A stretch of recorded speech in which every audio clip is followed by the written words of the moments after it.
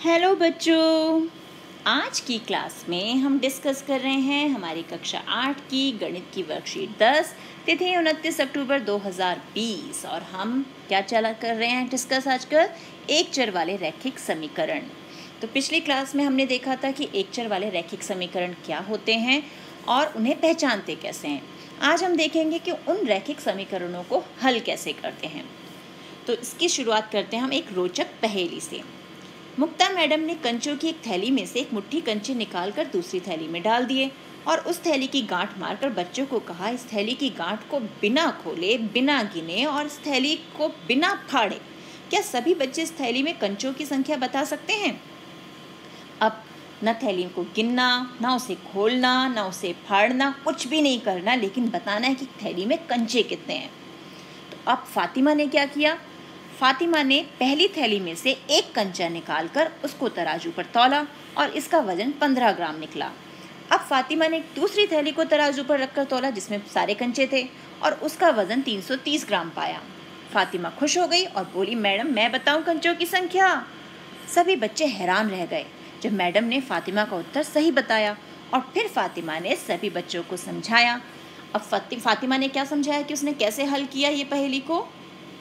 माना दूसरी थैली में कंचों की संख्या के, जिसे मैडम ने बांधा हुआ था ना गांठ मार के, हमने मान लिया कि उस थैली में कंचों की संख्या के है। तो अब उस दूसरी थैली के सभी कंचों का वजन कितना हो जाएगा?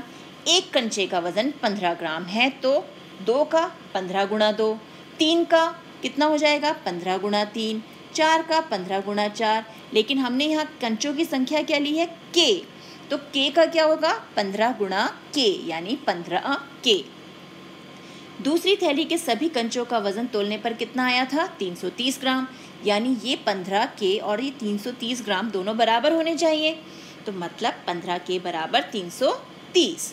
अब हमने दोनों पक्षों को यानी बाएं पक्ष और दाएं पक्ष दोनों को 15 से भाग कर दिया। तो यहाँ जब हमने इसे 15 से भाग किया तो ये 15 और 15 कट गया और यहाँ हल करके क्या आया? 15 दूनी 30, 15 दूनी 30। तो के आ गया 22 के बराबर। तो है ना मज़ेदार पहेली। तो हमने देखा कि तराजू समता का प्रतीक है और समीकरण को बराबर रखने के लिए हम दोनों पक्षों में एक समान राशि जोड़ते हैं, घटाते हैं, गुणा करते हैं या फिर भाग करते हैं ताकि दोनों पक्ष आपस में सदैव बराबर रहे। तो आप भी जब सब्जी वगैरह लेने जाते हो या दुकान पे कुछ सामान लेने जाते हो तो क्या होता है, वो तराजू पे रखते हैं और अगर चीज़ ज़्यादा हो रही होती है तो उसमें से थोड़ी निकाल लेते हैं, कम हो रही होती है तो डाल देते हैं। यानी उसको बराबर रखने के लिए, दोनों पड़ों को बराबर रखने के लिए उसमें है तो हम समान राशि जोड़ेंगे या घटाएंगे, गुणा करेंगे या फिर भाग करेंगे। अब इसे एक उदाहरण द्वारा और अच्छे से समझते हैं। अब उदाहरण हमें क्या दिया गया है? रवि के पास मीना से 5 अधिक पेंसिलें हैं।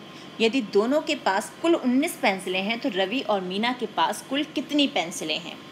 तो अब हम मान लेते हैं कि मीना के पास जो है वो पी पेंसिल है, पेंसिल को हम पी से डिनोट कर रहे हैं। तो रवि के पास मीना से 5 अधिक है यानी 5 ज़्यादा है। तो रवि की पेंसिलें हो गई पी जमा 5 यानी जो मीना के पास थी उससे 5 ज़्यादा। दोनों के पास कुल पेंसिलें हैं 19 यानी पी तो मीना की और पी जमा 5 जो है रवि की, यानी पी जमा 5 बराबर 19। दोनों पक्षों में अब हमने क्या किया? 5 घटा दिया। यहाँ से भी 5 घटा रहे हैं और 19 में से भी 5 घटा रहे हैं क्योंकि दोनों में समान राशि जोड़नी, घटानी, भाग करनी या गुणा करनी है। तो यहाँ हमने दोनों पक्षों में से ही 5 को घटा दिया। तो P और P मिलके तो 2P हो गया। ये 5 और 5 कट गए, 19 में से 5 गया 14। अब ये 2 जो है गुणा में है तो हम दोनों ही पक्षों को 2 से भाग कर देंगे। यानी यहाँ भी 2 से भाग और 14 को भी 2 से भाग। तो 2 से 2 कैंसिल, 2 एकम 2, 2 सत्ते 14। तो P का मान आ गया P बराबर 7।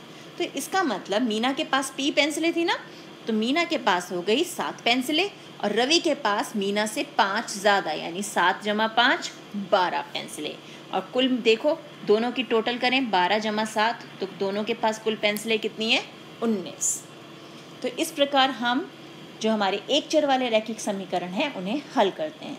तो अब हम देख सकते हैं कि एक पक्ष या बायां पक्ष को चरों के रूप में बदलने और दूसरे पक्ष या दायां पक्ष को संख्या के रूप में बदलने पर क्या होता है। बाएं पक्ष में जो संख्या जमा की होती है उसी संख्या को दाएं पक्ष में ले जाकर घटाते हैं। यानी जो संख्या यहाँ जमा की है दाएं पक्ष में, बराबर के जो हमारे लेफ्ट हैंड साइड पे है बाएं पक्ष में, वो दाएं पक्ष में जाकर माइनस में बदल जाती है। और जो संख्या घटा की होती है वो दाएं पक्ष में जाकर जमा की हो जाती है।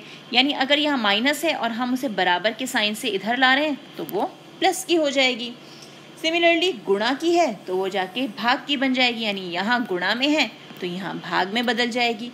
और अगर वो बाएं पक्ष में भाग की है तो वो दाएं पक्ष में जाकर गुणा की हो जाएगी। तो इसका मतलब जैसे ही हम पक्ष बदलेंगे किसी संख्या का, या तो हम उसे लेफ्ट हैंड साइड से राइट हैंड साइड पे लेके जाएं या राइट हैंड साइड से लेफ्ट हैंड साइड पे लेके जाएंगे, जैसे ही उसका दल बदलोगे तो क्या होगा, उसका साइन भी बदल जाएगा। जैसे जब हम स्कूल बदलते हैं हमारी यूनिफॉर्म बदल जाती है ना, तो ऐसे ही ये प्लस वाले ने अपना स्कूल बदला तो माइनस में बदल गया, माइनस वाले ने स्कूल बदला तो प्लस में बदल गया। गुणा वाला जो है वो भाग की यूनिफॉर्म पहनी उसने पक्ष बदलते ही, और भाग वाले ने अपना स्कूल बदला यानी अपना पक्ष बदला तो वो गुणा की यूनिफॉर्म में आ गया। क्योंकि जमा, घटा, गुणा और भाग एक दूसरे के पूरक हैं। जमा का उल्टा गुणा, घटा, घटा का उल्टा जमा, गुणा का उल्टा भाग, भाग का उल्टा गुणा। अब इन्हीं जो हमने सीखा इस चीज़ को ध्यान में रखते हुए हम करेंगे प्रश्न हल। अब पहला प्रश्न क्या है, y - 7 = 27। अब मैं इस 7 को इस पक्ष से दाएं पक्ष पर लाना चाहती हूँ, यानी इसका दल बदलना चाहती हूँ। अब इसने कौन सी यूनिफॉर्म पहनी हुई है, माइनस की, तो माइनस की यूनिफॉर्म किस में बदल जाएगी, प्लस की यूनिफॉर्म में। तो y हो जाएगा 27, तो यहाँ पर है ही पहले से, ये माइनस का 7 यहाँ आ गया प्लस का 7 बन के, तो y का मान क्या हो गया, 34। हो गया हल ये। अब इसे देखें, 7/2 L = 2/7। अब यहाँ देखें ये जो 2 है ये तो नीचे है यानी भाग में है, तो जैसे ही हम इसको पक्ष बदलेंगे तो वहाँ जाके क्या बन जाएगा, गुणा का। और ये जो 7 ऊपर है यानी जो गुणा में है ये चला जाएगा भाग में, यानी L जो है वो हो गया 2/7। तो यहाँ पर ऑलरेडी है हमारे पास, ये 2 चला गया ऊपर क्योंकि भाग का था, गुणा में चला गया, और जो गुणा वाला था वो नीचे आ गया यानी भाग में, यानी ये बदल गया 2/7। तो कितना हो गया, 4/49। ये आ गया हमारे पास उत्तर।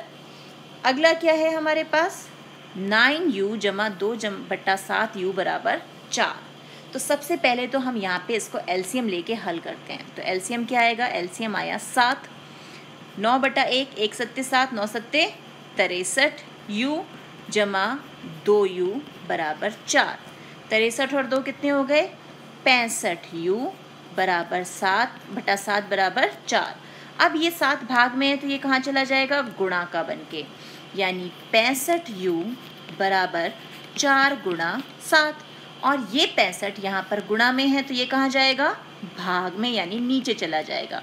तो 7 चौक 28 और 65 चला गया नीचे भाग में।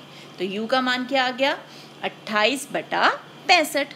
तो बस हमें ये रूल याद रखने हैं कि जैसे स्कूल बदलेगा तो प्लस की यूनिफॉर्म किस में बदलेगी, माइनस की यूनिफॉर्म किस में बदलेगी, मल्टीप्लिकेशन किस में जाएगा, और जो भाग है उसका साइन क्या हो जाएगा।